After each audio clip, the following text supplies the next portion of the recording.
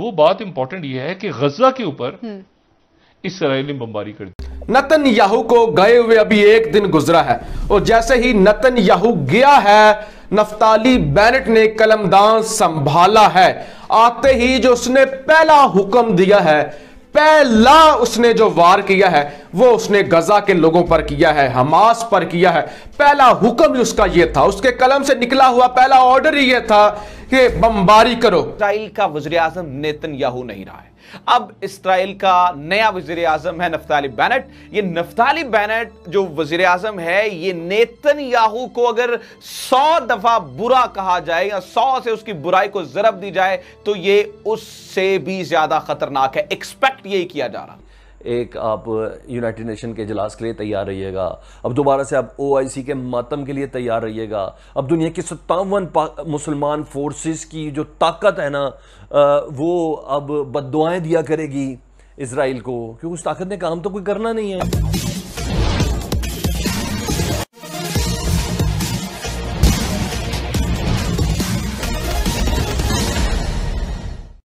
Israel के PM Naftali Bennett को अभी शपथ लिए 2 दिन भी नहीं हुए थे, उन्होंने पूर्व PM नेतन्याहू के नक्शे कदम पर चलते हुए हमास का बैंड बजाना शुरू कर दिया।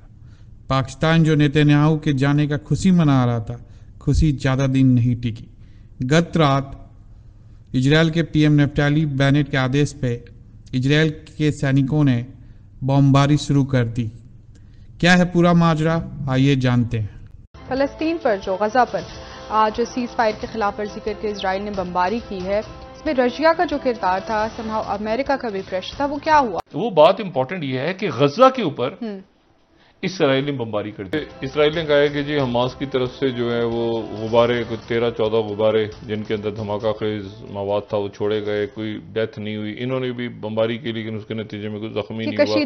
कशीदगी जारी रहेगी, तो ग्रे जोन लड़ाई चलती रहेगी। लेकिन इसके नतीजे में जो मिस्र के अंदर सफारतकारी है वो अपनी जगह था। असल जो बात है वो ये कि एक तो प्यूटिन के आज की जो प्रेस कॉन्फ्रेंस है जिसपे हम कल बात कर सकेंगे, प्यूटिन और प्रेसिडेंट बाइडेन की प्रेस कॉन्फ्रेंस में सामने क्या एक बार फिर से मामला खराब हो चुका है। एक बार फिर से इस्राएली तैयारे गजा में घुस चुके हैं और एक बार फिर से बमबारी शुरू हो चुकी है।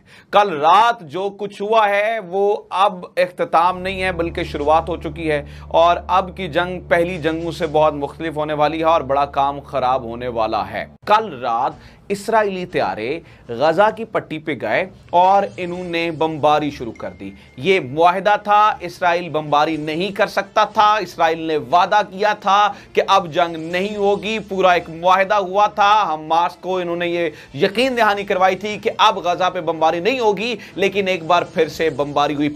अब इस्राइल का वज़ीर आज़म नेतन्याहू नहीं रहा है, अब इस्राइल का नया वज़ीर आज़म है नफ्ताली बेनेट। ये नफ्ताली बेनेट जो वज़ीर आज़म है, ये नेतन्याहू को अगर 100 दफा बुरा कहा जाए या 100 से उसकी बुराई को ज़रब दी जाए तो ये उससे भी ज्यादा खतरनाक है। एक्सपेक्ट यही किया जा रहा था। जो ही नेतन्याहू जाता है तो उससे भी बड़ा जालिम आके बैठ जाता है इसकी कुर्सी के ऊपर। इसराइल की जानब से पहला हमला कर दिया गया है और जो 11 रोजा जंग हुई थी मई के महीने में, पिछले महीने में, और उसके बाद मिस्र की कोशिशों से एक ट्रूस हुआ था, एक जंगबंदी मुआहदा हुआ था, उस मुआहदे को इसराइल ने खुद ही तोड़ दिया है। इस वक्त सूरत हाल ये है कि गजा पर बमबारी की जा रही है और दोबारा जंग छिड़ चुकी है हमास और इसराइल के दरमियान।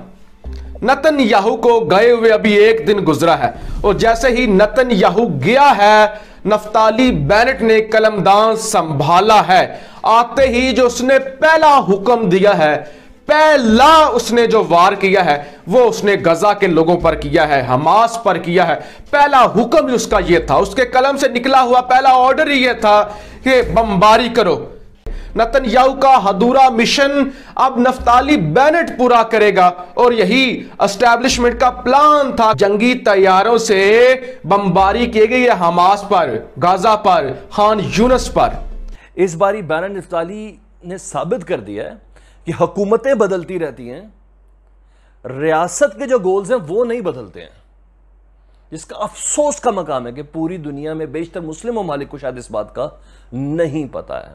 48 घंटे हुए नफ्ताली को दोबारा से वजीर आजम की सीट के ऊपर बैठे हुए। अभी वो अपने कैबिनेट के मेंबर्स तैयार कर रहा है, अपनी टीम के टॉप मेंबर्स तैयार कर रहा है, वो उस पर बिजी है। लेकिन हाँ, फलस्तीन से मुतल्लिक उसकी पॉलिसी में कोई तब्दीली नहीं आई। जो मुतशद्दिद रवैया ना, वो तेजी से अब परवान चढ़ता हुआ नजर आ रहा है इजराइल की जानिब से। एक फिर बड़ी जंग, और हाँ मैं थोड़ा सा डिटेल में अब दोबारा से एक आप यूनाइटेड नेशन के इजलास के लिए तैयार रहिएगा, अब दोबारा से आप OIC के मातम के लिए तैयार रहिएगा। अब दुनिया की 57 मुसलमान फोर्सेस की जो ताकत है ना, वो अब बद्दुआएं दिया करेगी इजराइल को, क्योंकि उस ताकत ने काम तो कोई करना नहीं है। ये चीज़ मैंने आपके साथ शेयर कर थी। मजीद आपको बताता हूँ, बमबारी की तस्वीर भी जारी की है और सीज़ फायर की खुल्लम खुल्ला ये खिलाफ वर्जी है। और साथ साथ मैं आपको एक और बात बताऊँ कि उन्होंने कहा ये फाइटर जेट जो थे ना हमारे, ये उनकी जॉब थी और उन्होंने वो अपना काम कर दिया है। लेकिन हाँ, क्योंकि दुनिया को उन्होंने बताना, उन्होंने कहा हमारी जानिब से जवाबी हमला कि ये जो मुआहदा है ना जंग बंदी का, ये बिल्कुल फ्रेजाइल है। इसकी हकीकत से इसकी आप ये समझ लें कि कोई सिग्निफिकेंस है, कोई दूरस इसके कोई नतायज हैं, बिल्कुल भी नहीं है। इस हमले से ये पहला बड़ा हमला है 21 मई के बाद। इस हमले के बाद ये बात का अंदाज़ा लगा लेना चाहिए कि आलमी ताकतें सिर्फ बट्टी पाव वाली चीज़ पे चल रही थी। रियासत, इसराइल की रियासत की पॉलिसी नहीं बदली है, उसने मस्जिद अक्सा को गिराना ही गिराना है। तो ये उनके गोल्स हैं, ये मैं आपको बताऊं। जब तक यूनाइटेड नेशंस की रेजोल्यूशन पे पता नहीं उसकी वो रेजोल्यूशन भी है कि नहीं है। मेरी 57 फौजें, मुल्कों की फौजें कुछ नहीं कर पा रही, बद्दुआओं के अलावा, कंडेमिनेशन के अलावा, मजम्मतों के अलावा, तारीख याद रखेगी, इस तरह के जुमलों के अलावा। आज हमला हो गया,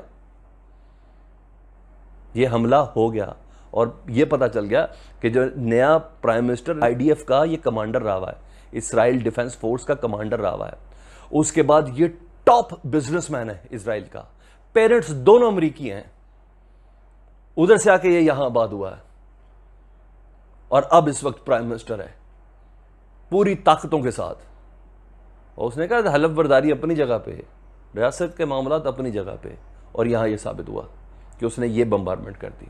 और ये नफ्ताली बेनेट का आते ही सबसे बड़ा हमला है। भारत को भी आप लिंक कर सकते हैं इसराइल के साथ, आप भारत और इसराइल को लिंक कर सकते हैं, क्योंकि रॉबर्ट गेट्स साबिक सेक्रेटरी दिफा जो है अमेरिका के, वो कह चुके हैं कि अफगानिस्तान के बाद तालिबान जो है वो नहीं रुकेंगे अफगानिस्तान तक, वो फलस्तीन भी जाएंगे। हमास असला बना रहा है तो किस पर चलना है? इंडिया पर चलना है, मोदी पर चलना है, सऊदी अरब पर चलना है? नहीं, हमास बना रहा है तो इसराइल पर चलना है।